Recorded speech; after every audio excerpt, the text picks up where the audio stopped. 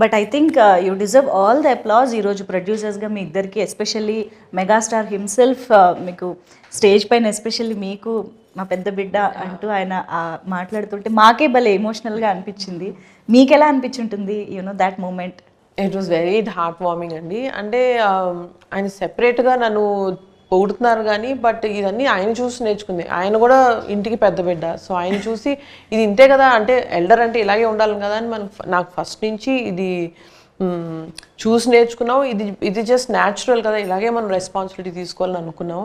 But very touching that ఇలాగ పబ్లిక్లో, ఇంకా ఈ పబ్లిక్ ఫోరంలో ఎప్పుడు ఆయన అది అడ్రస్ చేయలేదు. సో ఫస్ట్ టైం చేసింది. It was very very happy. And ఆ రోజు అమ్మ చాలా హ్యాపీ అయిపోయారు. ఫస్ట్ ఇలాంటి ఈవెంట్స్ జరిగినప్పుడు ఆయన దిష్టి తీస్తారంటారు, బట్ ఈసారి మీకు కాదు మీ పెద్దమ్మాయికి తీయాలి ఫస్ట్ అన్నారు. సో వాళ్ళిద్దరికన్నా మా పిల్లలు ఇద్దరు దేవర్ రియలీ హ్యాపీ. ఈవెంట్ అయిన తర్వాత ఒక 2-3 hours కూర్చున్నా నైట్ దీని గురించి మాట్లాడుతూ. How sweet. Wow. I think memorable, one of very very very memorable evening అయింది.